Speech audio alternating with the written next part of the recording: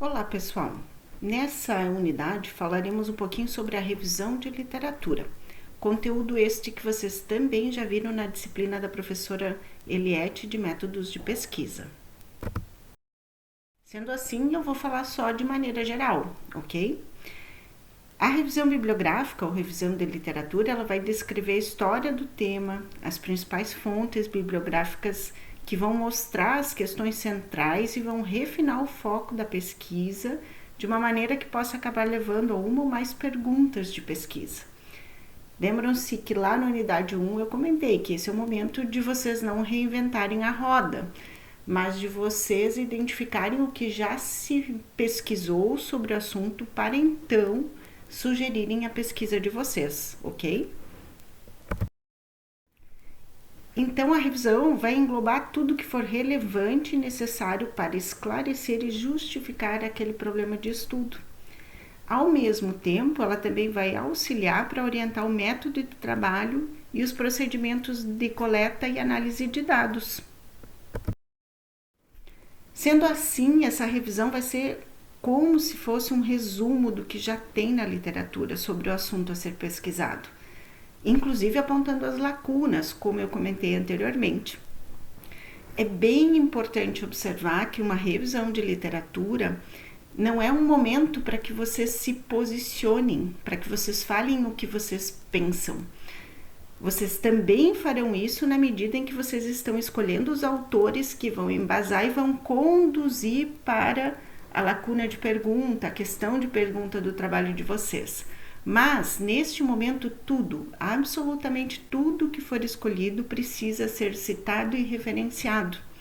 O momento onde vocês poderão expressar as suas opiniões, as suas percepções, é lá na análise dos dados, que é pós-feita a pesquisa, vocês vão poder então dizer, bom, né, encontrou-se, observou-se isso, identifica-se isto nesta realidade. Mas, no momento da revisão de literatura, o objetivo é efetivamente descrever o que já foi pesquisado sobre o assunto, ok? Então, deve permitir que você mostre com consciência crítica como está o conhecimento relevante no campo do que você vai pesquisar. E isso só acontece se você ler muito sobre o assunto que você deseja compreender mais e melhor. Sendo assim, é importante que você compreenda as principais teorias da área, como elas têm sido aplicadas e desenvolvidas, assim como as críticas feitas sobre o assunto. Porque normalmente nos artigos a gente identifica, olha, né, as limitações desse estudo são essas e sugere-se novas pesquisas nestas áreas. Então, e a gente usa isso como argumento lá na revisão bibliográfica também. Então, esse uso dessa literatura é justamente para justificar uma abordagem particular sobre o tópico. E aí também nos auxilia, no que eu falei anteriormente, na seleção do método e demonstrando que a pesquisa vai contribuir para compreender um contexto um pouco melhor, de uma maneira um pouco melhor. E aí é importante a gente compreender que a revisão de literatura pode responder assim, quais são as forças-chave daquele assunto? Quais são os principais aspectos e debates que estão ocorrendo na área? Quais são os pontos de vista políticos sobre isso? Porque isso também interfere, dependendo especialmente do assunto que você estiver pesquisando. Quais são as origens e definições do tema? De onde surge esse assunto? Por que ele surge? Como o conhecimento do assunto é estruturado e organizado atualmente, porque às vezes ele vai variando as áreas. Quais as principais questões e problemas que têm sido feitas sobre o assunto? Quais são os embasamentos epistemológicos e ontológicos que estão por trás deste assunto? Quais são os conceitos, ideias e teorias chaves? Então, a revisão de literatura vai trazer todos estes aspectos para o seu texto, mostrando o que é principal do que vocês estão pesquisando. Então, vejam, são escolhas. Vocês vão escolhendo, inclusive, os paradigmas sobre os quais aquele assunto está sendo tratado. Por exemplo, na aprendizagem organizacional, eu tenho abordagens que são sociológicas, gerenciais, Gestão do conhecimento é uma abordagem próxima, então eu tenho que escolher autores vinculados àquilo, dependendo do assunto que eu estiver estudando. Esse texto vai sendo construído a partir do que vocês vão encontrando na literatura, que vai direcionando para o que vocês querem como questão de pesquisa, como objeto de pesquisa. Então, é preciso construir um texto que seja original. Para isso, vocês vão usar a sua capacidade, resultado do pensamento, de uma maneira que seja autêntico. Vocês vão usar as informações dos autores sem que seja uma cópia ou imitação. Portanto, é algo que não foi feito. Vocês vão utilizar a sua capacidade, como eu falei anteriormente. Ao mesmo tempo, ele tem que ser novo em estilo, em característica, substância ou forma, porque ele terá invariavelmente os traços, o posicionamento, os olhares que vocês têm sobre o assunto. Além disso, é importante comentar que ela não é uma etapa assim, bom, eu fiz e nunca mais vou mexer nela. Pelo contrário, vocês vão precisar estar olhando para aquela revisão de literatura em vários momentos. Na pesquisa quantitativa, isso é um pouco mais fechado.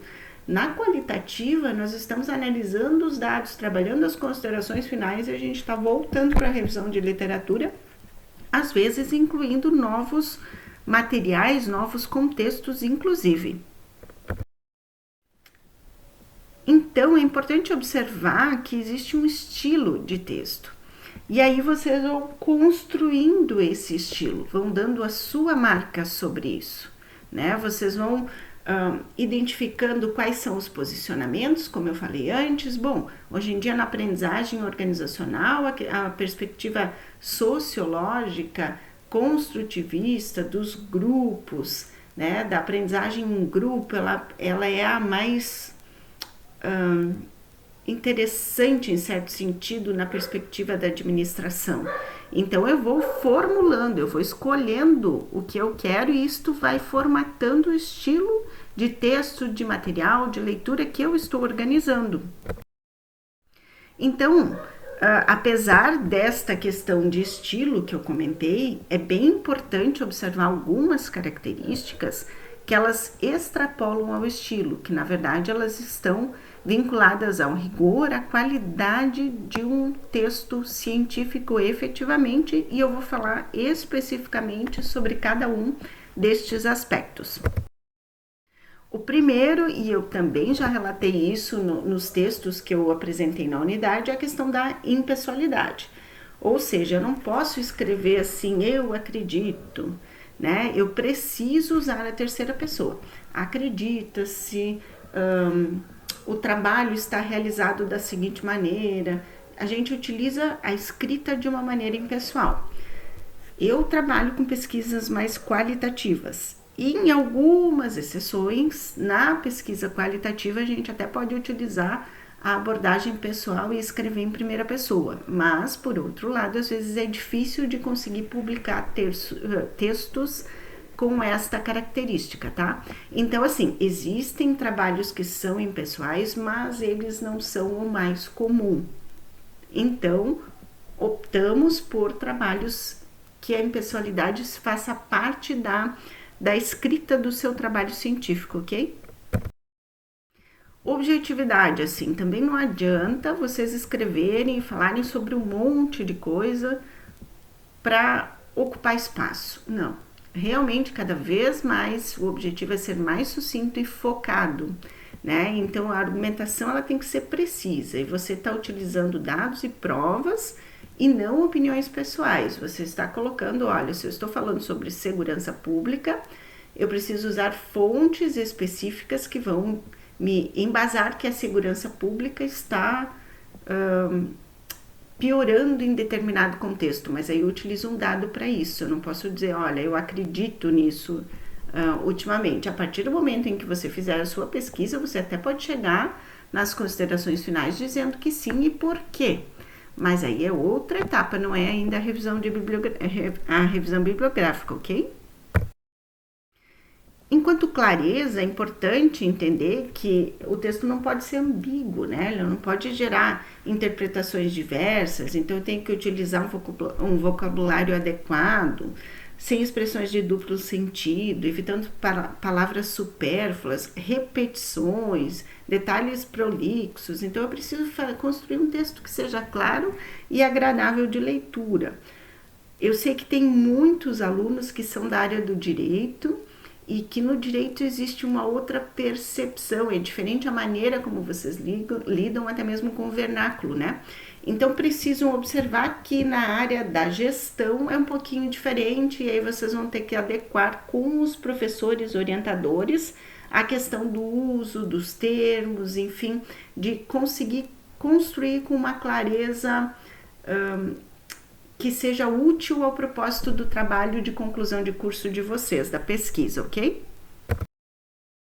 Quando se fala em precisão, é importante entender que a palavra tem que traduzir com exatidão o que você tem que transmitir. Se eu estou falando em saúde pública e eu falo, por exemplo, sobre abuso, que tipo de abuso? O que é abuso? É abuso físico, é psicológico, entende?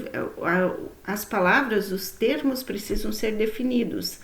Então, quando você utiliza também nomenclatura técnica específica, é preciso conceitualizar exatamente o que se quer dizer com aquele termo. E a gente também evita, assim, adjetivos que são amplos, tipo pequeno, médio, grande, quase todos, boa parte. Não existe essa questão assim, eu vou dizer, olha, a maioria, um termo que eu tenho pavor, assim, a grande maioria. Bom, existe pequena maioria para começo de conversa. Depois, assim, o que é a grande maioria? 70%? 90%? Tu entende? Então, é preciso pensar sobre essas questões. Também cuidar muito com advérbios. Recentemente, bom, eu estou escrevendo o trabalho em 2023, vocês vão fazê-lo em 2024, entre 2024 e 2025 vão publicar o 2026. Aí vocês colocam lá recentemente, alguém vai ler em 2032, já não é mais recentemente, é preciso deixar claro, contextualizado, entende? E sempre que possível, usar, portanto, os termos passíveis de quantificação, como eu comentei anteriormente, né? Dizer quantos efetivamente. Da mesma maneira, é preciso que as ideias tenham coerência. Uma sequência lógica ordenada. Gente, às vezes também um erro muito comum é você usar os textos lá de 97, aí depois tu coloca de 2013, 2020, e aí depois tu volta para um texto de 97. Sabe, o conhecimento foi sendo construído. Então eu tenho que cuidar para que essa mesma lógica de como que esse conhecimento foi mudando, eu tenho que cuidar um pouco no texto. Eu não posso fazer essa mistura de autores só porque eu encontrei uma frase lá que essa frase resolvia o meu problema na hora de usar meu argumento, tá? Então, é importante a gente observar essa coerência e eu sempre dou a seguinte dica. E é o elemento de ligação. Então, a gente não começa uma frase com e. Eu gosto de café e torrada. É um elemento, então eu não vou começar uma frase dizendo e, ok?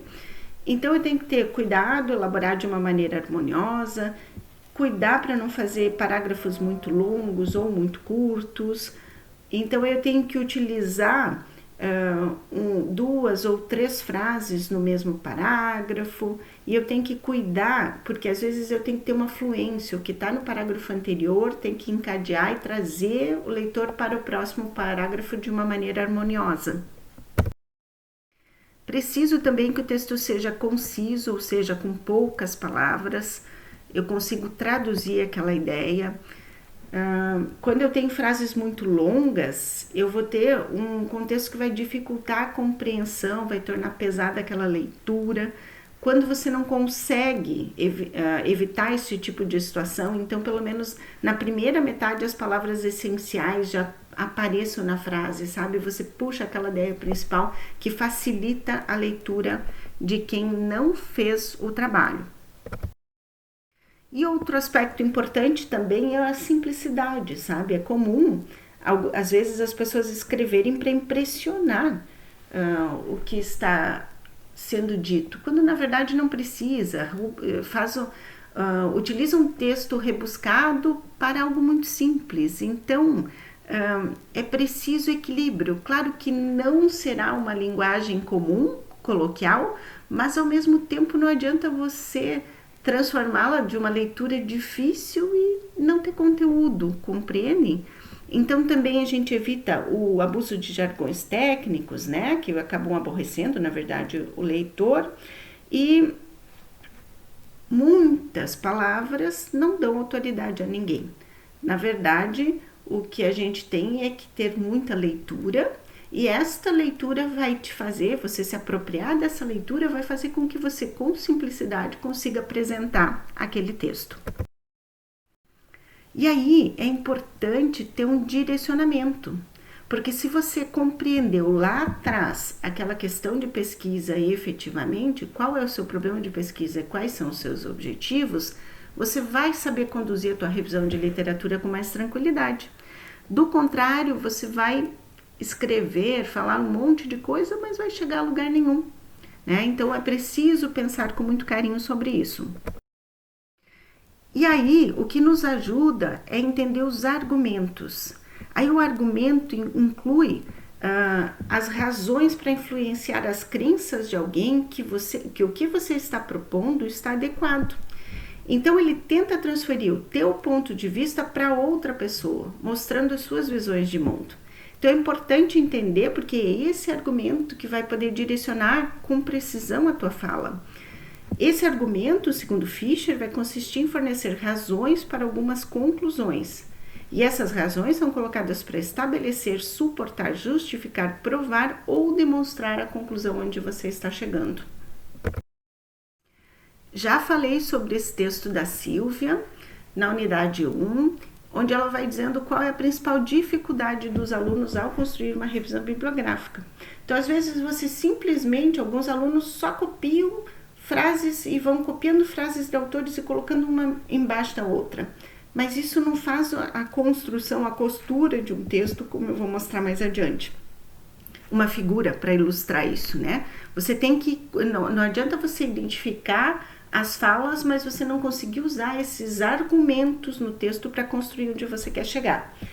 Às vezes não se usam subtítulos também para separar os itens, ou o contrário, isso sou eu que estou dizendo, né? Não está no texto da Silvia, mas sou eu que estou dizendo. Às vezes os alunos também usam subtítulos assim, botam muito subtítulo e 1 ou 2 parágrafos escrevendo para explicar aquilo. Aí não há necessidade de subtítulo, né? Sem exageros. Textos longos demais talvez requeram subtítulos. Não adianta também um subtítulo e 1 ou 2 parágrafos para cada subtítulo. E além disso, é preciso esse alinhamento, sequenciamento entre as ideias, entende? E também é muito importante citar as fontes. Como eu disse, o momento da revisão bibliográfica não é o momento onde a gente coloca as nossas opiniões sobre o assunto. Desistam, abandonem esta ideia. É o momento onde vocês trazem o que já foi escrito sobre o assunto. Por isso mesmo que a gente chama de revisão bibliográfica, tá? Onde está o nosso olhar? Bom, na seleção dos textos que eu trarei para aquele assunto e na maneira como eu vou construir. Aí é que está o nosso olhar, mas o restante é todo do que já foi dito sobre aquele assunto. E outro aspecto também que a Silvia traz é que às vezes a gente observa isso, mas não cuida como se citam as referências bibliográficas, a maneira adequada de citá-las ao longo do texto. É importante, assim, o que vocês podem colocar muito na sua revisão: livros clássicos, artigos periódicos, dissertações e teses, relatórios técnicos publicados, relatórios dos setores, as fontes confiáveis. No setor público tem muita coisa publicada, então usar esses dados é super recomendado. O que a gente deve evitar na medida do possível, às vezes livros desatualizados, que não sejam aqueles clássicos. Tem alguns livros, por exemplo, que são super popularizados, mas eles não são clássicos, então evita-se utilizar, né? Por exemplo, a gente foge um pouco de Chiavenato, que vai trabalhar a parte de recursos humanos, procura coisas... Eles são bons, são livros bons, mas eles não trazem o que é basilar da área, eles são mais mais popularizados, compreendem?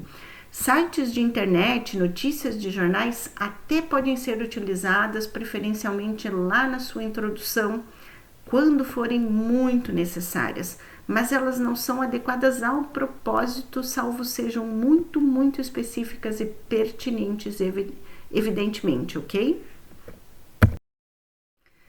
É como eu falei para vocês, o texto ele vai sendo costurado, nós vamos dando a nossa marca. A gente vai utilizando citações diretas e citações indiretas na construção dessa revisão bibliográfica. Nesse momento, vocês não precisarão fazer isto. Nesta disciplina, não há necessidade realmente de fazerem isso, ok? Porém, lá na construção efetivamente do TCC terão que realizar. Então, eu coloquei um arquivo que vai mostrando e vai comentando um pouquinho sobre como utilizamos, como construímos as citações diretas e indiretas ao longo do texto. Não para esta disciplina, porque para esta disciplina eu só preciso dos itens que vocês estão pensando, né? Mas eu acho que vale a pena darem uma olhada nesse arquivo, porque vai auxiliá-los lá no futuro. Aqui estão as referências que eu utilizei para construir essa apresentação, que também são boas referências sobre construir uma revisão bibliográfica. Eu sugiro que vocês deem uma olhadinha nelas, se for possível, né? Porque eu acho que pode auxiliá-los a compreender melhor o assunto. Também as fotos, né, que eu apresentei para vocês, porque a gente sempre precisa referenciar. Eu acho que cada vez mais estas questões são relevantes, né, a partir do momento que a gente tem uma imensidão aí pela internet, é preciso dar voz ao que realmente não foi elaborado por nós. E por fim, eu desejo para vocês muitas leituras, boas escolhas, porque realmente assim a construção da revisão de literatura é um momento muito importante, mas também é muito gratificante. E dizer para vocês que efetivamente assim vocês têm um mundo aos seus braços, assim. Vocês vão poder escolher, pensar perspectivas diferentes, e olhem como isso é interessante, assim. Não vejam isso como sofrido, vejam isso como instigante, sabe, que vai te motivar a pensar alguma realidade um pouco diferente, a poder projetar algo que seja interessante. Já pensou, como eu descrevi na unidade anterior, que bacana se você conseguisse conciliar a estrutura do seu trabalho de conclusão de curso com um problema que você enfrenta no contexto de trabalho, e aí você poder trabalhar e apresentar esse dado que foi pesquisado cientificamente. Já pensou se você é vereador, vereadora da sua cidade, consegue desenvolver uma pesquisa que seja bem organizada, bem estruturada e apresenta ela para a comunidade, traz um resultado positivo? Então eu acho que a gente tem que olhar para isso como uma oportunidade única. E claro, isso vai requerer de vocês muito estudo. Não é fácil, mas é um momento único e é muito bacana. Eu espero que vocês também consigam perceber isto desta maneira, tá bom? Um abraço